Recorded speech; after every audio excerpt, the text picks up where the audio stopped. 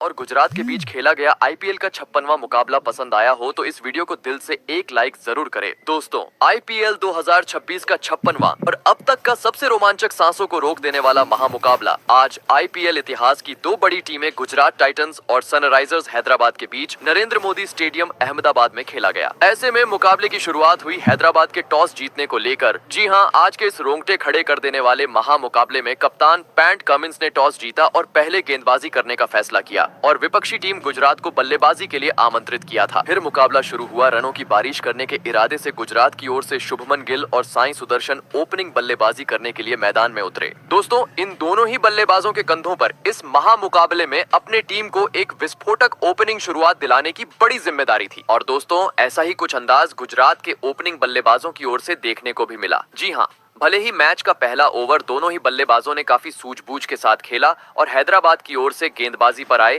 PAT Cummins की गेंदों को सम्मान देते हुए इस ओवर में मात्र इक्का दुक्का रन बटोरा। परंतु दोस्तों, मैच के दूसरे ओवर में जैसे ही नीतीश कुमार रेड्डी गेंदबाजी पर आए, स्ट्राइक पर मौजूद साई सुदर्शन ने अपना असली अंदाज दिखाया और खूबसूरत कवर ड्राइव करते हुए बेहतरीन चौके के साथ अपनी पारी को आगे बढ़ाना शुरू कर दिया। वही पहली गेंद पर साई सुदर्शन की ओर से चौका आने के बाद पांचवी गेंद पर सुदर्शन का साथ निभा रहे गुजरात के कप्तान शुभमन गिल ने भी अपने मैदान में होने का सबूत पेश किया और ऑफ साइड की ओर बाहर जाती हुई गेंद पर जोरदार प्रहार करते हुए अपनी पारी का पहला चौका सीमा रेखा के पार पहुंचा डाला। बता दूं, मैच का यह दूसरा ओवर काफी बेहतरीन गुजरात के लिए साबित हुआ, जहां पर गुजरात के दोनों ही बल्लेबाजों ने मिलकर 10 रन बटोरे। परंतु दोस्तों, दूसरा ओवर बेहतरीन जाने के बावजूद तीसरे ही ओवर में एक बड़े झटके का सामना गुजरात की टीम को करना पड़ा। जी हां, दरअसल हुआ यह कि हैदराबाद की ओर से मैच का तीसरा ओवर लेकर आए तूफानी गेंदबाज प्रफुल्ल हिंगे, जिन्होंने आते ही अपनी तेज रफ्तार की अंदर आती हुई गेंद में स्ट्राइक पर मौजूद शुभमन गिल को फंसाया और पास ही खड़े खिलाड़ी हेनरिक क्लासेन के हाथों कैच आउट करवाते हुए पावर प्ले में ही पहला झटका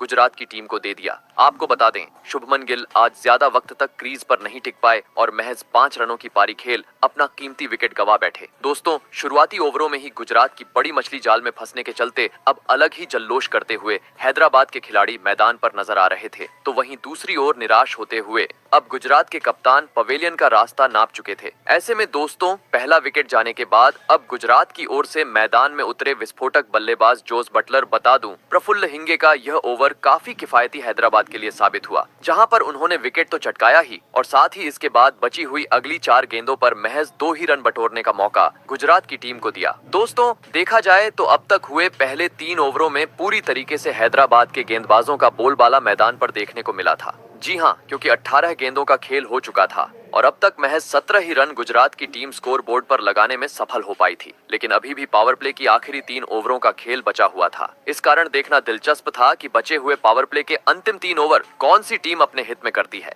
ऐसे में दोस्तों, मैच का चौथा ओवर लेकर आए हैदराबाद की ओर से खुद कप्तान पैट कमिंस, जिन्होंने एक बार फिर अपनी घातक गेंदबाजी का नमूना मैदान में पेश किया और कभी अपनी अंदर तो कभी बाहर जाती हुई गेंदों में गुजरात के मैदान में मौजूद दोनों ही बल्लेबाजों को उलझा के रखा और इस ओवर में भी स्ट्राइक रोटेट करने पर मजबूर कर डाला। वही दोस्तों, अगला ओवर भी कुछ इसी प्रकार से देखने को मिला, जहां पर हैदराबाद की ओर से गेंदबाजी पर आए नीतीश कुमार रेड्डी के खिलाफ भले ही ओवर की पहली गेंद पर स्ट्राइक पर मौजूद जोस बटलर ने अपनी कलाइयों का इस्तेमाल करते हुए एक लाजवाब चौका जड़ा। परंतु दोस्तों, यह चौका छोड़ दिया जाए तो बची हुई गेंदों पर एक बार फिर दोनों ही बल्लेबाज गुजरात के काफी संघर्ष करते हुए नजर आए और महज इसके बाद एक ही रन गुजरात के खाते में जोड़ने में सफल हुए। वहीं दोस्तों, अब पावर प्ले का भी मात्र आखिरी ओवर का खेल गुजरात के पास शेष था। ऐसे में एक सम्मानजनक स्कोर पावर प्ले में खड़ा करना था, तो किसी भी हाल में अब इस आखिरी ओवर में बड़े शॉट्स में डील करना आवश्यक था। परंतु दोस्तों, ऐसा कुछ गुजरात के बल्लेबाज करते उससे पहले ही हैदराबाद के कप्तान पैट कमिंस ने चालाकी की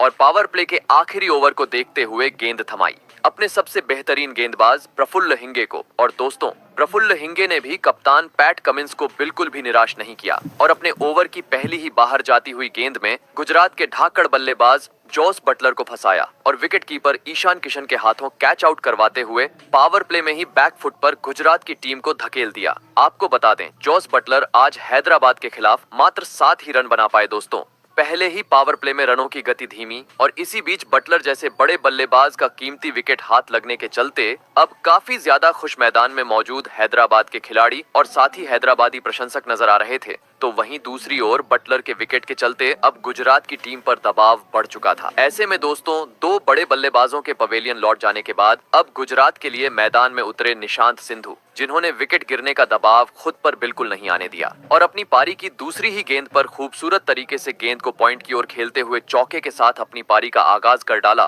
तो वहीं इसके बाद ओवर की आखिरी गेंद पर कदमों का इस्तेमाल करते हुए एक बार फिर गेंद को बाउंड्री के पार पहुंचा दिया और जैसे तैसे पावर प्ले के 6 ओवरों का खेल खत्म होने तक गुजरात को 34 रनों तक पहुंचा डाला। दोस्तों, भले ही पावर प्ले में जैसी चाहिए वैसी एक धुआंधार शुरुआत आज गुजरात के बल्लेबाज टीम को दिलाने में सफल नहीं हो पाए थे, लेकिन हैदराबाद जैसी बड़ी टीम के सामने विशाल लक्ष्य खड़ा करना था। तो अब मैदान में मौजूद साई सुदर्शन और नए बल्लेबाज निशांत सिंधु को अपने गियर में बदलाव करते हुए पावर प्ले के बाद धुआंधार बल्लेबाजी करना जरूरी था। और दोस्तों, ऐसी ही कुछ झलकियां पावर प्ले के बाद गुजरात के बल्लेबाजों की ओर से देखने को भी मिली। जी हां, दरअसल पावर प्ले के बाद अगला यानी मैच का 7वां ओवर लेकर आए नीतीश कुमार रेड्डी के खिलाफ पहले 2 गेंदों पर सॉलिड डिफेंस दिखाने के बाद ओवर की तीसरी गेंद पर स्ट्राइक पर मौजूद निशांत सिंधु ने अपना हाथ खोला और पटकी हुई गेंद पर जोरदार पुल लगाते हुए गेंद को सीधे दर्शकों के बीच भेज दिया। तो वहीं इसके बाद ओवर की आखिरी गेंद को मिड विकेट की ओर खेलते हुए उड़ता हुआ चौका अपने खाते में जोड़ लिया। और दोस्तों, कहते हैं